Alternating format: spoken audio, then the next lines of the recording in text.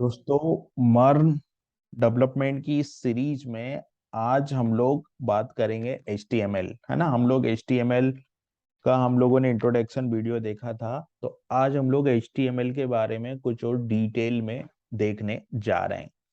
ठीक है, तो मैंने क्या किया, यहाँ पर VS कोड ओपन किया। VS कोड ओपन करने के बाद में मैंने एक फोल्डर क्रिएट किया HTML, और इसके अंदर मैंने एक फाइल बनाई index.html। ठीक है, आप यहाँ पर देख रहे हो कि हमने जो एक्सटेंशन डाला था मटेरियल आइकॉन, उससे यहाँ पर HTML5 का आइकॉन आ रहा है और यहाँ पर फोल्डर का आइकॉन आ रहा है। ठीक है, तो ये मटेरियल आइकॉन जो हमारा एक्सटेंशन है वो यहाँ पर हमको काम कर रहा है। अब जैसे ही मैंने यहाँ पर index.html फाइल बनाई, मैं इस कोड को हटा देता हूँ थोड़ी देर के लिए। तो एक जो बेसिक स्ट्रक्चर होता है ना कि HTML पेज का, वो क्या करता है, VS कोड क्या करता है कि उसको ऑटो जनरेट करके देता है। वो उसको ऑटो जनरेट कैसे करना है, तो उसके कुछ तरीके होते हैं। कीबोर्ड में जो न्यूमेरिक वन होता है उसको अगर मैं प्रिंट करूं शिफ्ट के साथ, तो यहाँ पे एम्बेडेड का ऑप्शन आता है। इसको अगर मैं सेलेक्ट करूंगा ना यहाँ पर माउस से, तो ये कोड यहाँ पे प्रिंट कर देगा। ये बेसिक कोड HTML का यहाँ पे प्रिंट हो गया है। और इसका जो दूसरा तरीका है वो ये है कि मैं HTML5 लिखूंगा और यहाँ पर HTML5 को सेलेक्ट कर दूंगा ना, तो ये एम्बेडेड कोड, मतलब ये जो कोड है बायलेप्लेट कोड, ये ऑटोमेटिक HTML डॉक्यूमेंट, क्योंकि HTML डॉक्यूमेंट में इतना कोड तो हमको लिखना ही पड़ेगा चाहे हम कोई सा भी HTML पेज बनाए। तो ये VS कोड हमको बना के देता है, VS कोड इसको ऑटोमेटिक सेलेक्ट करके दे देता है। ठीक है, अब क्या होगा कि ये जो डॉक्यूमेंट बन गया ना, अब यहाँ पर अगर मेरे को देखिए, अगर मैं कंट्रोल के साथ प्लस प्रेस करूंगा तो ये जूम हो जाएगा। HTML पेज जो है वो जूम हो गया यहाँ पर। तो ये जो है वो बेसिक स्ट्रक्चर होता है एक HTML पेज का। ठीक है, अब यहाँ पे जो पहला ऑप्शन है, पहला ऑप्शन में यानी कि ये वाला जो ऑप्शन है, फर्स्ट ऑप्शन की अगर मैं बात करूं, तो यहाँ पर ये जो ऑप्शन आ रहा है ना, यहाँ पर डॉक टाइप, ये जो डॉक टाइप है, डॉक टाइप का क्या मतलब है, तो डॉक टाइप का मतलब यहाँ पे ये होता है, यहाँ पर ये बता रहा है कि ये एक HTML5 डॉक्यूमेंट है। क्योंकि जो ब्राउजर है आपके सिस्टम में, जो गूगल क्रोम है आपके सिस्टम में, ये क्या करता है कि बहुत तरह के फॉर्मेट को रीड कर सकता है। तो यहाँ पे डॉक टाइप HTML का मतलब ये है कि ये एक HTML5, क्योंकि करंट वर्जन HTML5 है, तो ये HTML5 लेगा। और इसकी जो लैंग्वेज है वो एक इंग्लिश लैंग्वेज है, और HTML5 ये डॉक्यूमेंट है। ये बता रहा है यहाँ पर डॉक टाइप। डॉक टाइप का जो मतलब है वो यहाँ पर ये है कि HTML5 डॉक्यूमेंट है। उसके बाद में एक रूट टैग आता है जिसको हम बोलते हैं HTML टैग। तो रूट टैग यहाँ से स्टार्ट होता है और यहाँ पर बंद होता है। तो कोई भी टैग को स्टार्ट करने के लिए, किसी भी टैग को स्टार्ट करने के लिए, जैसे मान लीजिए हमको HTML टैग स्टार्ट करना है ना, तो हम लोग इस तरह से HTML यहाँ पर लिखेंगे एंगुलर ब्रैकेट के साथ, और यहाँ पर ये टैग स्टार्ट हो गया और यहाँ पर ये टैग जो है वो बंद हो गया। इस तरीके से टैग स्टार्ट हो जाता है और इस तरीके से टैग बंद हो जाता है। तो जो फर्स्ट वाला टैग है हमारा, वो HTML टैग यहाँ पे हम लोगों ने स्टार्ट किया और HTML टैग हम लोगों ने यहाँ पे बंद किया। ठीक है, तो यहाँ से आप देख रहे हो HTML टैग स्टार्ट हुआ और HTML टैग यहाँ पर जो है वो बंद हो गया। ठीक है, तो जो रूट टैग होता है वो HTML टैग होता है, और रूट के अंदर फिर आप देखोगे तो आपको दो सब टैग यहाँ पर दिखाई देंगे। एक है यहाँ पर हेड टैग, तो ये हेड टैग यहाँ से स्टार्ट हो रहा है और यहाँ पर बंद हो रहा है हेड टैग। और दूसरा जो टैग स्टार्ट हो रहा है वो है हमारे पास में बॉडी टैग, जो कि यहाँ से स्टार्ट हो रहा है और यहाँ पे बंद हो रहा है। तो पूरा का पूरा HTML डॉक्यूमेंट या HTML पेज जो है वो दो टैगों पे चलता है। मतलब जो बेसिक सेक्शन होते हैं ना, हम लोग ऐसा बोल सकते हैं कि every HTML code consists of two sections. पहला जो है वो हेड सेक्शन, इसको हम लोग हेड सेक्शन बोलते हैं। यहां से लेके यहाँ तक का जो सेक्शन है इसको हम लोग हेड सेक्शन बोलते हैं। और यहां से लेके यहाँ तक का जो सेक्शन है उसको हम लोग बॉडी सेक्शन बोलते हैं। अब इन दोनों सेक्शन का क्या मतलब होता है, HTML का हेड सेक्शन और HTML का बॉडी सेक्शन, इन दोनों सेक्शन का क्या मतलब होता है उसको हम लोग जरा समझते हैं। तो यहाँ पर जो डॉक्यूमेंट लिखाना है ना, इसको मैंने बोल दिया, मान लीजिए कि HTML डेमो। अगर मैंने इसको बोल दिया HTML डेमो, तो ये HTML डेमो हो गया मेरा। ठीक है, अब HTML डेमो मैंने बोला। अब अगर मैं इस डॉक्यूमेंट को रन करता हूँ, मैं इस डॉक्यूमेंट को रन करता हूं, तो अगर मैं इस डॉक्यूमेंट को रन करूंगा तो क्या होगा, इस डॉक्यूमेंट को मैं रन करता हूं, तो रन करने के लिए आप अगर देखेंगे तो यहाँ पे आपको एक गो लाइव का ऑप्शन दिखाई दे रहा है। जस्ट मुझे इस गो लाइव के ऑप्शन पे क्लिक करना होगा। जैसे ही मैं गो लाइव के ऑप्शन पे क्लिक करूंगा, तो हम लोगों ने जो लाइव सर्वर एक्सटेंशन इंस्टॉल किया था वो इस पेज को लाइव कर देगा यहाँ पे। और आप अगर यहाँ पे देखेंगे टाइटल पे, तो आपको यहाँ पे एक HTML डेमो दिखाई दे रहा है। ठीक है, तो ये जो HTML डेमो आ रहा है वो कहाँ से आ रहा है, वो पेज के टाइटल से आ रहा है। अगर मैं वापस से कोड में चलूं, तो आप देखोगे यहाँ पर हम लोगों ने टाइटल टैग यहाँ पर लिखा है। तो जो हेड टैग होता है, हेड टैग का काम होता है HTML डॉक्यूमेंट के अंदर ऐसे टैग का यूज करना जो जिसमें कोई कंटेंट नहीं होता। मतलब ये जो पेज है हमारा, ये ऊपर टाइटल पे आ रहा है ना, इस ये जो पेज वाला सेक्शन है या जो पेज वाला एरिया है, इस पे अगर कोई चीज हमको प्रिंट नहीं करनी है, तो हम लोग वो उसको हेड टैग पे लिखेंगे। हेड टैग में बेसिकली कुछ सेलेक्टेड टैग आते हैं जो कि सर्च इंजन के लिए यूज में होते हैं, जिसको हम लोग मेटा टैग बोलते हैं। आप देखोगे ना यहाँ पर मेटा टैग है। अभी ये मेटा टैग किस काम में आता है, तो ये मेटा टैग एप्लीकेशन को, वेब एप्लीकेशन को रिस्पॉन्सिव करने के काम में आता है। ठीक है, फिर यहाँ पर ये कैरेक्टर सेट UTF-8 फॉर्मेट है, इसके काम में आता है। और भी टैग होते हैं। तो हेड टैग के अंदर कौन कौन से टैग आते हैं वो हम लोग देखेंगे। सबसे पहले तो हम लोगों ने देखा टाइटल टैग। टाइटल टैग जो होता है वो हेड टैग के अंदर ही आता है। अब अगर हम देखें, तो ये इसमें और कौन सा टैग आता है, टाइटल टैग आता है, फिर एक आता है हमारे पास में बेस टैग। बेस टैग क्या करता है, टाइटल टैग आता है और बेस टैग आता है। बेस टैग का क्या मतलब होता है, तो बेस टैग क्या करता है, define the base URL of all links on the page.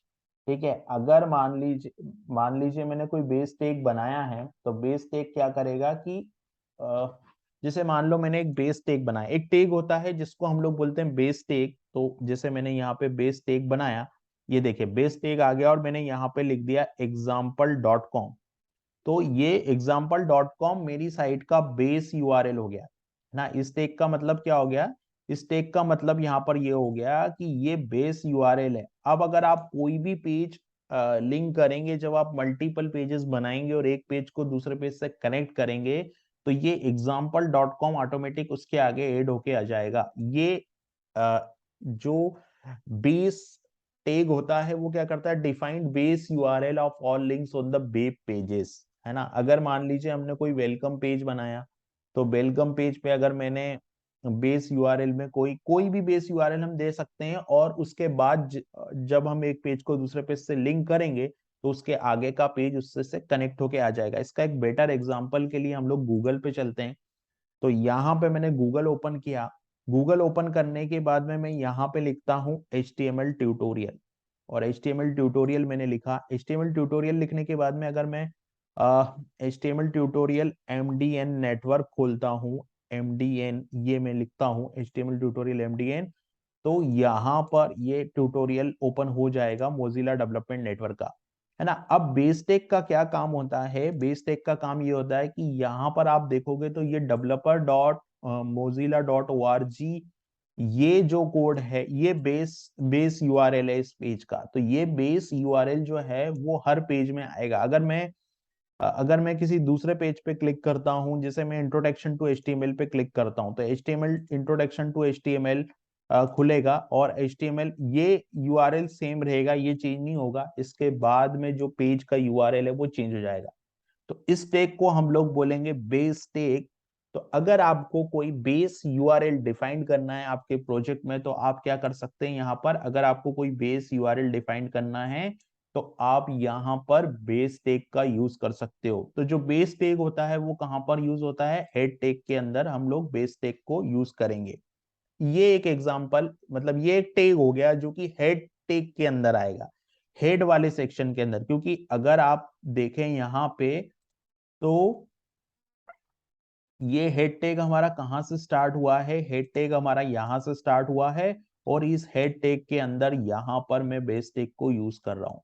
तो इसके अंदर ऐसे टैग हम लोग यूज करेंगे जो पेज पे जिसका आउटपुट नहीं दिखेगा, लेकिन ये कहीं ना कहीं सर्च इंजन में या हमको जैसे मान लीजिए अगर आपको कोई स्टाइल शीट इंपोर्ट करानी, कोई स्टाइल शीट इंक्लूड करनी है, तो उसके लिए भी एक टैग होता है जिसको हम लोग स्टाइल टैग बोलते हैं, और स्टाइल टैग भी हम लोग हेड टैग के अंदर यूज करते हैं। फिर स्क्रिप्ट टैग होता है, मान लीजिए अगर आपको कोई जावास्क्रिप्ट की फाइल है जो कि आपको फाइल को इंक्लूड करना है, जावास्क्रिप्ट की फाइल को, तो उसके लिए स्क्रिप्ट टैग होता है, तो स्क्रिप्ट टैग को भी हम लोग हेड टैग के अंदर यूज करते हैं।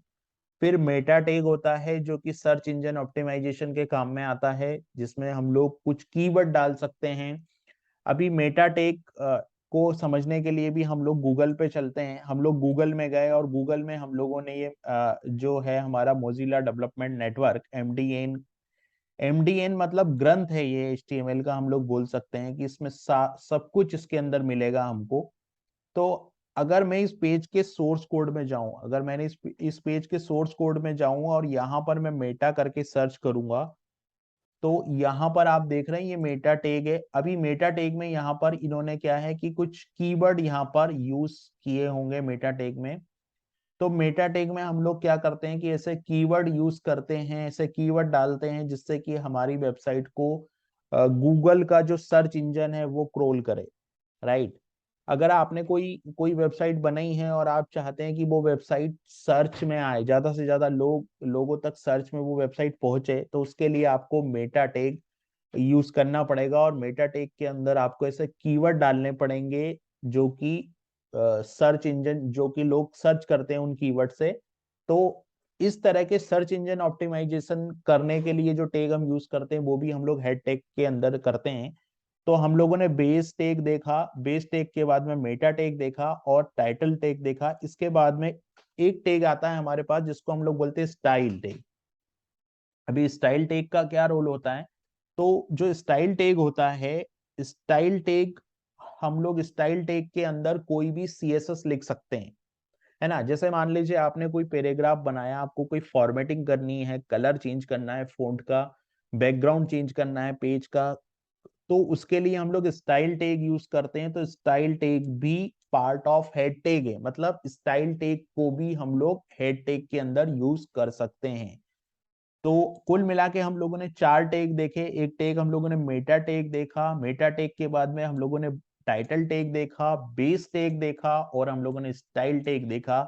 ये सारे टैग, अब स्टाइल टैग का अगर मैं एक एग्जांपल बताऊं तो यहाँ पर मैं लिख सकता हूँ डॉट बॉडी, और बॉडी के अंदर अगर मैंने लिख दिया, मान लीजिए यहाँ पर बॉडी, और बॉडी के अंदर यहाँ पर, अभी हमने इसको पढ़ा नहीं है लेकिन हम पढ़ेंगे तब ये चीज समझ में आएगी। और बॉडी के अंदर मैंने लिख दिया कलर, और कलर के अंदर मैंने लिख दिया रेड, ऐसा लिख दिया मैंने और इसको सेव किया।